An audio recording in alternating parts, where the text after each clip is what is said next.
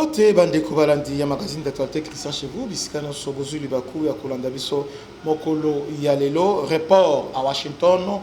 Il y a accord de paix entre la RDC et le Rwanda. Donc cet accord de paix doit être signé dans 2 mois, c'est-à-dire au plus tard au mois de juin. Donc au mois de juin, on va signer cet accord-là en présence. Il y a 2 chefs de l'État, Rwandais et Kagame. Donc juste après cet accord-là, après cette signature des accords, Donald Trump doit encore signer les accords avec la RDC bilatérale ainsi que d'autres accords avec les Rwanda d'une manière là séparée. Alors, c'est un échec? Non, ce n'est pas un échec. Même parce que les Américains ont tout arrangé. Ils ont déjà à niveau, il y a Qatar, ils ont comment je peux dire, ils ont aplani la divergence. Et puis, des délégations, il y a Congo, il y a Rwanda, Basengi, et répond l'État va préparer un bon. Hein, à préparer. Alors, cette préparation, Eko Bimate na Oba Signaki, il y a une semaine, parce que ils ont signé une déclaration de principe vendredi le 25. Vous voyez, la République du Congo et le Rwanda ont signé vendredi à Washington une déclaration de principe ambitieuse, censée poser les bases d'un futur accord de paix durable entre les 2 pays. Longtemps opposés sur la scène régionale, cette initiative intervient dans un contexte de vives tensions dans l'est de la RDC, où Kinshasa accuse Kigali de soutenir les rebelles de M23, une allégation régulièrement démentie par le gouvernement rwandais. Signé par le ministre des Affaires étrangères Thérèse Kaikwamba Wagner et son homologue rwandais Olivier, en présence du secrétaire d'État américain Marco Rubio. La déclaration s'articule autour de 6 engagements majeurs. Donc, ça dit, il y a 6 accords de paix autour de 6 engagements majeurs. Parce que les gens disent que non, non. Bakobimate n'a pas 6 engagements. Au premier engagement, reconnaissance mutuelle de la souveraineté et de l'intégrité territoriale. C'est-à-dire, ici, les États-Unis ont réussi à mettre fin à l'ambition expansionniste de Paul Kagame qui disait qu'il faut revoir les frontières, il y a colonisation, il faut revoir parce que avant ça, le Rwanda, il y a un pays à Mounene, il y a même une partie à Ouganda et une grande partie il y a Kivu. De ce côté-là, les Américains ont réussi à élaguer cette ligne. Deuxième axe, prise en compte des préoccupations sécuritaires. Pour les Rwandais disent que FDLR, ils ont une menace grave. Là, ils ont protesté. En réalité, le FDLR au Rwanda, alors ils ont des minéraux congolais, comme le dit toujours Julien Paloukou. Parce que le FDLR, Rwanda d'abord a eu Est Mobimba. Une grande partie, il y a Nord Kivu, Sud Kivu. Combien de FDLR Oyo à Kangi, Bazate. Mais au contraire, chaque fois FDLR, ils ont discours. Pour moi, ils ont une faiblesse dans Bisso, État congolais. Parce que là, et là, même en pourquoi? Parce que nous n'avons pas une puissance de fait. Et le service de renseignement va saluer Oyo, l'année passée, Kabila et les autres. Aujourd'hui, Rwanda a tenu Bisso en otage. Pourquoi? Parce que il y a la possibilité, il y a Koya côté des ordres de Panabiso, mais nous n'avons pas la possibilité de mettre des ordres chez nous. Mais Atal nous accuse que nous hébergeons le FDLR. Alors FDLR, depuis 5 dernières années, combien d'attentats, combien d'attaques que le FDLR ont mené sur le territoire rwandais? Exactement.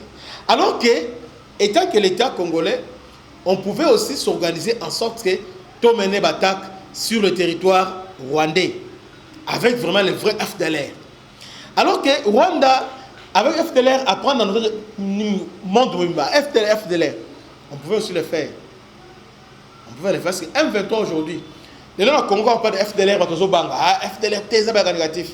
Mais les Rwandais chez eux parlent de M23 comme si pour M23 est dans son droit, dans ses droits, il y a qu'au massacrer, il y a qu'au piller, au salaire rébellion, ils ont droit là-bas.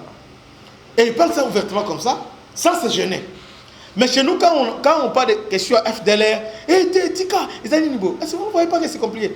Entre FDLR, qui a tué 800 000 personnes, et les Rwandais qui ont tué plus de 16 millions de Congolais, tués plus criminels et terroristes. Et les Congolais sont divisés là-dessus. Parce que nous sommes FDLR, les Congolais, les Rwandais, les Congolais, les FDLR. Mais ce que les Rwandais font au travers de Tutsi, pour ne pas dire que SNDP, FDLR, nous avons Tutsi, c'est ce qu'ils ont fait. Et puis on dit que discours de la haine. Comment une personne, une famille naïe par des Rwandais, la maman naïe, et une famille naïe, une bande naïe, violer bango. Atikel orphelin moko. Et cette personne-là, à cause de la présidente à Bolingo, Rwandais, discours bien fait les Rwandais? Non. Ces gens-là, Bambo va sali Nambo Canabiso. En tout cas, ça va prendre le temps pour qu'il me quota. Alors, Bazo il a monté, parce que ma baie est amning au passage. Je crois que le gouvernement a défendre le comme parce que nous vous dites que non, un discours de la haine. Comment discours est Kozanga tel que na retour na Masisi na Kishiché. Hein? Aujourd'hui, na Bukavu, na Goma. Est-ce que vous savez ce que les Rwandais ont fait là-bas? Combat ça comme ils ont fait. Même temps, Goma. Combien de massacres, combien de tueries? Et qu'est-ce qu'ils font? Et vous dites que pas discours de la haine contre les rwandophones. Et puis, histoire de rwandophones. Ici au Congo, il n'y a pas de rwandophones au Congo. Il y a des réfugiés rwandais au Congo. Il y a des gens qui étaient venus comme des réfugiés, comme les Congolais. Parce que, je ne vois pas. Au Congo, il n'y a pas d'anglophones. Il n'y a pas des ougandophones. Il n'y a pas... Comment il doit y avoir des rwandophones au Congo? Il n'y en a pas. Et puis, tout le terre rwandophone, et ça n'a que des Congolais au Rwanda. Ouais. Il n'y a que des Congolais. Il n'y a pas de rwandophones au Congo. Est-ce qu'en Ouganda, il y a des rwandophones? Est-ce qu'en Tanzanie, il y a des rwandophones? Est-ce qu'en Burundi, il y a des rwandophones? Pourquoi chez nous, il doit y avoir des rwandophones? Donc, tout le vocable rwandophone, ça n'existe pas au Congo. Au Congo, il n'y a que des réfugiés rwandais, qui sont devenus aujourd'hui des Banamoulés. Parce que tribu Banamoulés au Congo, ça n'existe pas. Voilà. Donc, ici, question où il y a prise en compte des préoccupations sécuritaires, c'est nous. Parce qu'on n'a pas suffisamment inquiété Rwanda. Donc, si Rwanda aujourd'hui, tu es inquiété pour de vrai, Makambouana et Kosila. Alors, troisième, qui promotion, intégration économique et régionale. Intégration économique et régionale, comme on l'a vu, on a vu, cogestion. Et assez déjà, ils ont le bélango. Comme ça, et le bélango, donc là, ce n'est pas un problème. Facilitation de retour des personnes déplacées, soutien à la MONUSCO. Quand on dit des personnes déplacées, Rwanda te dit qu'il y a plusieurs réfugiés congolais. Alors que pendant la rébellion au Rwanda, à l'ONU, Rwandais belé, soit des sont des réfugiés, alors, de quoi ils parlent ces réfugiés-là?